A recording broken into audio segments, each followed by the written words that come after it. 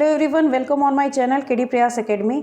और जैसा कि आप जानते हैं कि सीटेट पेपर 2 की तैयारी हमारे चैनल पर हो रही है, तो अगर आप लोग अभी तक हमारे चैनल से नहीं जुड़े हैं तो जुड़ जाइए, क्योंकि अब से करीब आपके 40 डेज़ बचे हुए हैं।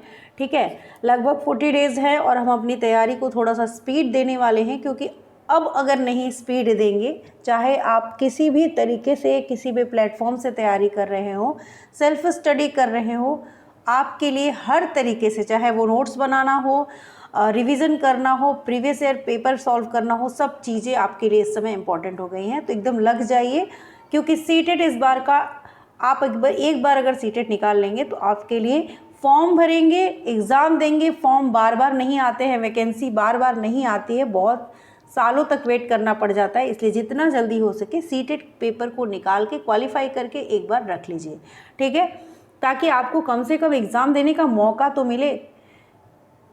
क्वेश्चन नंबर करते हैं, ये 2021 का पेपर है और 2011 तक हम लोग पेपर करने वाले हैं, 24 से लेकर 11 तक। तो जिसमें आज हम लोग 21 का पेपर कर रहे हैं, और पहले के जो पेपर है वो आप जाके प्लेलिस्ट में देख सकते हैं। तो पहला क्वेश्चन साइंस का है ये, निम्नलिखित में से कौन सही मिलाप का निरूपण करता है। दिया गया है उपास्थि, पेशी, पसली पिंजर और अस्थि, यानी कार्टिलेज, मसल्स, रिबकेज और बोन्स की बात की गई है। इन सब की जो विशेषताएं हैं उनके बारे में पढ़ के हम इनको मैच करेंगे, ठीक है। तो अगर इसमें से आपको एक दो भी आता है तो आप एक तरीके से आप क्या कर सकते हैं, तुक्का भी लगा सकते हैं, लेकिन आपको पूरी नॉलेज होनी चाहिए। और ये एनसीईआरटी का टॉपिक है, तो आप नहीं कह सकते हैं कि बाहर से आया हुआ है। सिकुड़कर और शिथिल होकर शरीर में की गति में सहायता करती है, ठीक है। सेकंड है कठोर संरचना जो कंकाल बनाती है। कंकाल का भाग जिसे झुकाया जा सकता है वक्ष की अस्थि और मेरुदंड को जोड़कर बक्से की रचना करता है। इसमें कौन सा आपका ऑप्शन सही होगा, और यहाँ पे ऑप्शन दिए गए हैं 1 2 3 4, तो मैच करना है आपको।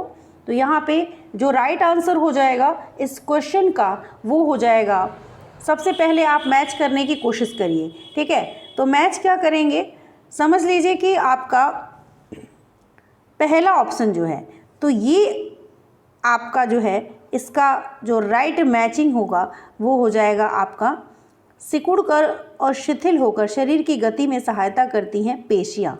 गति में सहायता कौन करती हैं, पेशियाँ यानी मसल्स करती हैं। दूसरा है कठोर संरचना जो कंकाल बनाता है, तो आपकी जो बोन्स होती हैं वो आपकी कंकाल बनाती है। कंकाल का भाग जिसे झुकाया जा सकता है तो वो होती है आपकी उपास्थि यानी कार्टिलेज। और वक्ष की अस्थि और मेरुदंड को जोड़कर बक्से की जो संरचना होती है उसको क्या कहते हैं, पसली पिंजर यानी रिब के।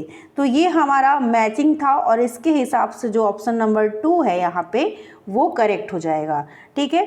तो अगर आपको इन सब चीज़ों के बारे में नहीं पता है तो आप वन लाइनर नोट्स में उपास्थि, अस्थि, इन सब चीज़ों के बारे में इसको नोट डाउन भी कर सकते हैं, ताकि वो अगर क्वेश्चन को दूसरे पैटर्न में दे तो भी आप इस प्रश्न को कर लें। प्रीवियस ईयर पेपर को थोड़ा ट्रिक के साथ भी किया जाता है, आप केवल इसको करते जा रहे हैं तो अगर आपको जो क्वेश्चन नहीं आ रहा है उसकी जो इन्फॉर्मेशन है उसको आप नोट डाउन कर लीजिए, ठीक है, और उसको रिवीजन करके जितना हो सके उसको तैयार कर लीजिए उस क्वेश्चन को जो आपको नहीं आ रहे हैं। जो आ रहे हैं यानी आपका इवैल्यूएशन खुद से हो रहा है कि हम अभी कितने मार्क्स तक गेन कर पा रहे हैं, तो इसलिए भी प्रीवियस ईयर इम्पॉर्टेंट है। वीडियो देखने से लाभ ये होता है कि आपको आंसर्स और क्वेश्चन दोनों सामने सामने मिल जा रहा है, आपका टाइम किल नहीं हो रहा है, तो बड़ी आसानी से आप चीज़ों को कर लेते हैं, कम समय में आपका प्रैक्टिस अच्छा हो जाता है, इसलिए ये सब चीज़ें इंपॉर्टेंट हो जाती हैं। क्वेश्चन नंबर 62 क्या कहता है कि निम्नलिखित में से मानवों की कौन सी ग्रंथि 2 से अधिक हार्मोन्स स्रावित करती है। आप लोगों से एक रिक्वेस्ट है कि पहले तो आप लोग अगर इस चैनल से नहीं जुड़े हैं तो सब्सक्राइब कर लीजिएगा और वीडियो को लाइक कर दीजिएगा। जितने भी आपके फ्रेंड अगर कोई स्टडी कर रहा है, सीटेट की तैयारी कर रहा है, तो उनको तक आप इन वीडियो को ज़रूर पहुंचाएं, शेयर करें, ताकि ये वीडियो ज़्यादा से ज़्यादा लोगों तक पहुंच सके। क्वेश्चन नंबर 62 देखते हैं, और बहुत ज़्यादा आपका टाइम नहीं लेंगे, हर क्वेश्चन को मैं एक्सप्लेन करने की कोशिश कर रही हूँ ताकि आपका कॉन्सेप्ट भी क्लियर होता जाए। तो यहाँ पे कौन सी ग्रंथि 2 से अधिक हार्मोन्स स्रावित करती है? पहला ऑप्शन है एड्रिनल, पीयूष, अग्नाशय और थायराइड। जो राइट आंसर हो जाएगा वो हो जाएगा आपका ऑप्शन नंबर 2, यानी पिट्यूटरी ग्लैंड जो होती है, यानी पीयूष ग्रंथि जो होती है वो 2 से अधिक हार्मोन्स को स्रावित करती है। ठीक है, नीचे दिया गया कौन सा कथन सही है? सभी धातुएं जो होती हैं, मेटल्स और नॉन मेटल्स के बारे में है, सभी धातुएं ठोस होती हैं, सभी धातुएं कठोर होती हैं, सभी अधातुएं गैस होती हैं, या सभी अधातुएं अतन्य होती हैं। तो धातुओं और अधातुओं, मेटल्स और नॉन मेटल्स की अगर आप प्रॉपर्टी पढ़ लेंगे तो आपको ये टॉपिक क्लियर हो जाएगा। साइंस की थ्योरी की क्लासेस में मैं सोच रही हूँ कि आप लोगों को टॉपिक वाइज जो सिलेबस में दिया हुआ है उसको भी स्टार्ट कर दिया जाए, ताकि अभी से अगर आप पढ़ना स्टार्ट कर देंगे तो आपके लास्ट तक वो टॉपिक वाइज कंप्लीट हो जाएंगे। ठीक है, यहाँ पे जो राइट आंसर हो जाएगा वो हो जाएगा आपका ऑप्शन नंबर 4, जिसमें कहा गया है कि जो आपकी सभी अधातुएं होती हैं वो तन्य नहीं होते, यानी अतन्य होती हैं, यानी ऑल नॉन मेटल्स जो होते हैं आर नॉन डक्टाइल, डक्टाइल नहीं होते हैं, यानी नॉन डक्टाइल होते हैं। ठीक है, तो 63 का option number 4 is the right answer. Next question देते हैं, वाई कोई मानव निर्मित रेशा है, फाइबर से ये क्वेश्चन आया है, जिसे प्राकृतिक स्रोत से प्राप्त किया जाता है। वाई क्या हो सकता है? तो सबसे पहले नेचुरल फाइबर्स होना, नेचुरल सोर्स होना चाहिए उसका। तो रेयॉन, नायलॉन, एक्रिलिक और जूट। यहाँ पे आपको पता करना है कि सबसे पहले तो नेचुरल सोर्स यानी प्राकृतिक सोर्स से कौन सा प्राप्त किया जा रहा है।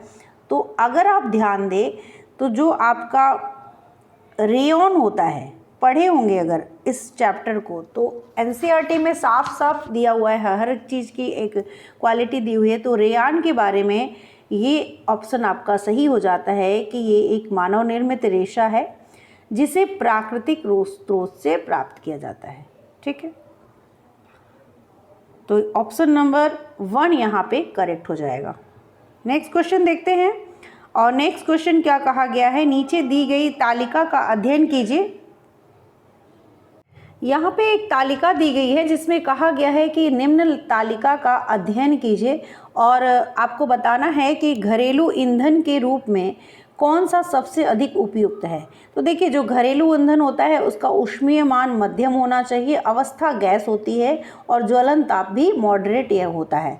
तो यहाँ पे ऑप्शन नंबर सी जो है वो सही है। तो इसके हिसाब से सी कहाँ दिया हुआ है? यहाँ पे, और इसीलिए आपका जो राइट आंसर हो जाएगा क्वेश्चन नंबर 65 का, वो हो जाएगा ऑप्शन नंबर 3। ठीक है, नेक्स्ट क्वेश्चन देखते हैं, और नेक्स्ट क्वेश्चन है क्वेश्चन नंबर 66, जिसमें पूछा गया है कि किसी विशिष्ट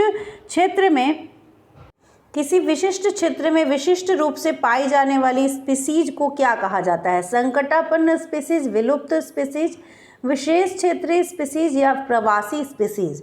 तो देखिए, विशेष क्षेत्र संकट, तो संकट से उत्पन्न विलुप्त, जो विलुप्त हो चुकी हैं, विशेष क्षेत्रीय और प्रवासी सबके नाम से ही आपको समझ में आ गया होगा कि आंसर यहाँ पे क्या है।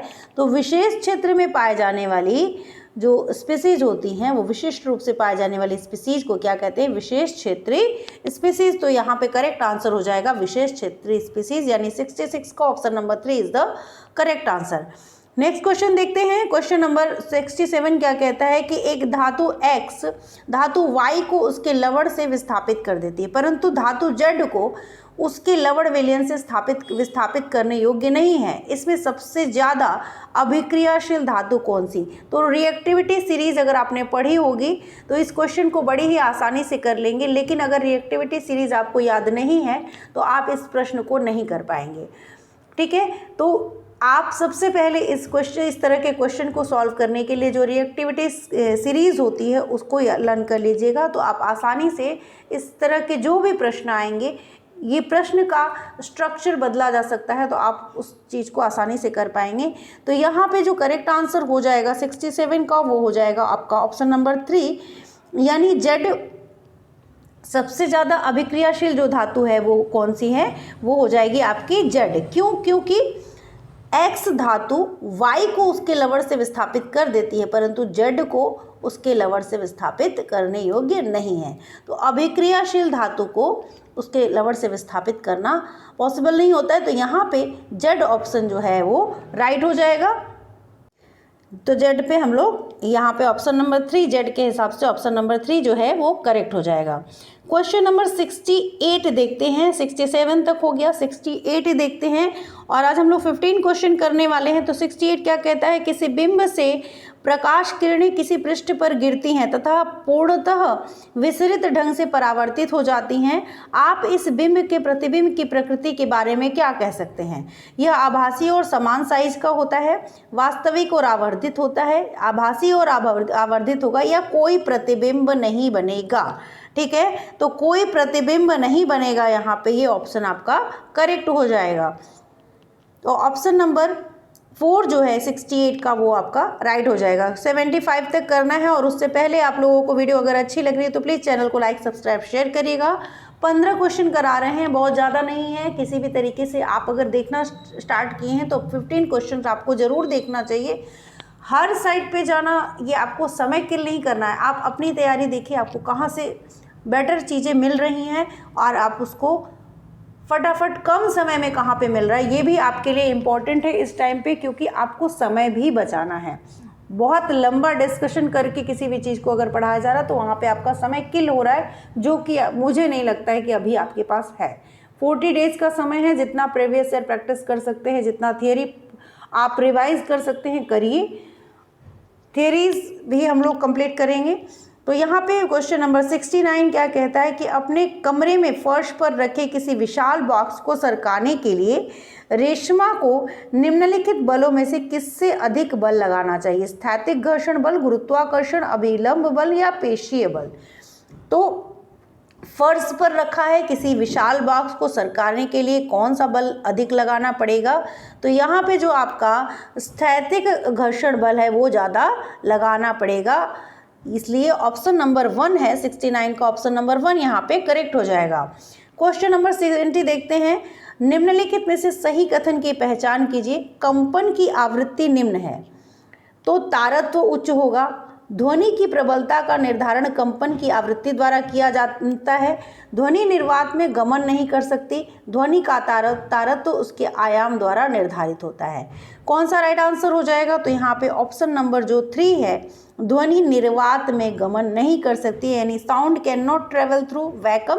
साउंड चैप्टर का है, अगर उसकी चैप्टर आपने पढ़ा है तो ये बहुत ही आसान सा सवाल था, तो जिसको आपके थियरी के बेस पे है तो बहुत आसानी से आप कर सकते हैं। कोई ऐसा नहीं है कि बहुत कॉन्सेप्ट बेसिस है, ये आपके थियरी आपने साउंड के बारे में पढ़ा है तो आप बहुत ही आसानी से इसको कर लेंगे। ठीक है, नीचे दिया गया कौन सा समुच्चय ऐसे द्रवों को समाविष्ट करता है जो विद्युत के हीन चालक है? पहला है, मतलब चालक और उच्चालक के बारे में बात की गई है, कंडक्टर नॉट कंडक्टर के बारे में।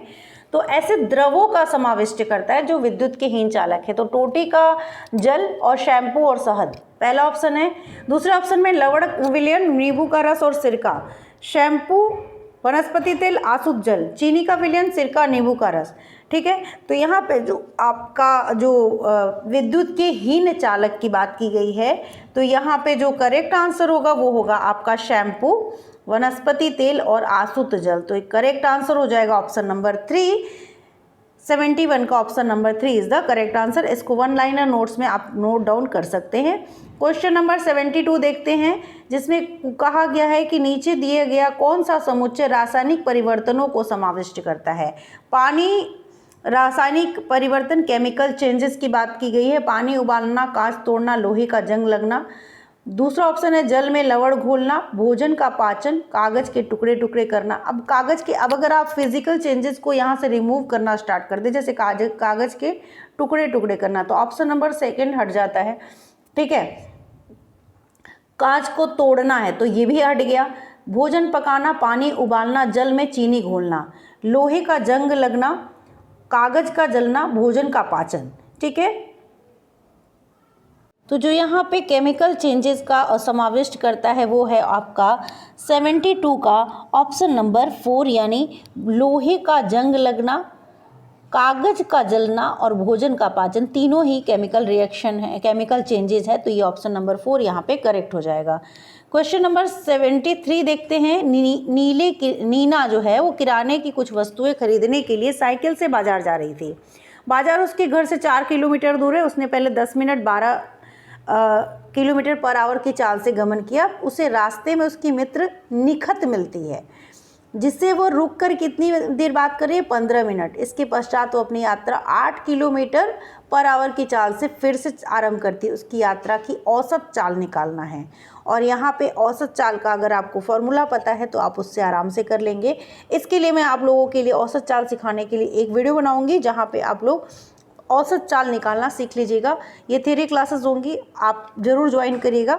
यहाँ पे जो है, जो राइट आंसर हो जाएगा, फटाफट हम इसको फिनिश करते हैं। ऑप्शन नंबर 1 यहाँ पे 6 किलोमीटर आंसर आएगा। आप लोग कर लीजिएगा। इसको मैं आप लोगों को थ्योरी क्लासेस में सिखा दूंगी, ठीक है, चैप्टर ही पढ़ाना है आपको।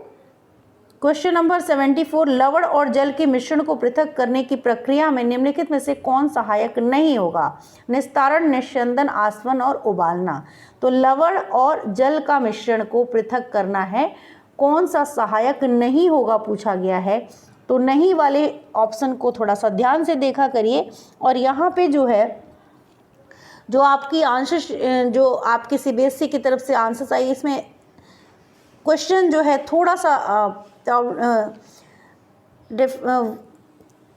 यहाँ पे जो सीबीएसई ने जो सभी को मार्क्स दिए थे, इसलिए इसमें ऑप्शन आप नहीं आप लगाइए, क्योंकि इस क्वेश्चन पे आपत्ति की गई थी और इसके आंसर को सभी को नंबर मिले थे, इसलिए इसको हम स्किप करेंगे, ठीक है। क्वेश्चन नंबर 75 जो होगा, नीचे दिए गए प्रकाश के कौन से गुणधर्मों का उपयोग छाया बनने की परिघटना की व्याख्या के लिए किया जाता है? प्रकाश सरल रेखा में गमन करता है, प्रकाश उच्च चाल से गमन करता है, प्रकाश 7 वर्णों से मिलकर बना है, प्रकाश अपारदर्शी वस्तुओं से नहीं गुजरता है। तो छाया बनने की परिघटना के बारे में जो चीज़ें सही हैं इसमें से, वो है आपका ऑप्शन नंबर 4 यानी डी और ए। डी क्या कहता है कि प्रकाश अपारदर्शी वस्तुओं से नहीं गुजरता है, और ए क्या कहता है कि प्रकाश सरल रेखा में गमन करता है, ठीक है। तो ऑप्शन नंबर 4 हमारा डी और ए ये सही हो जाएगा। इसके साथ साथ नेक्स्ट वीडियो में हम लोग आगे के 30 क्वेश्चन जो इस 2021 में पूछे गए थे इस पेपर के, उसको डिस्कस करेंगे। सीडीपी के 15 क्वेश्चन हम ऑलरेडी डिस्कस कर चुके हैं, और आज की वीडियो एक और वीडियो आएगी जिसमें हम लोग सीडीपी के नेक्स्ट जो 15 क्वेश्चन है उसको भी आज हम लोग डिस्कस कर लेंगे। तो सीडीपी और साइंस चल रहा है, साथ साथ सोशल साइंस की भी क्लासेस चलेंगी। उसके बाद हम लोग लैंग्वेज को देखेंगे, ठीक है। तो मिलते हैं नेक्स्ट वीडियो में, तब तक के लिए थैंक यू। और जाने से पहले आप लोगों से रिक्वेस्ट है, वीडियो को लाइक ज़रूर करिएगा, चैनल को सब्सक्राइब करिएगा और शेयर करिएगा। Thank you.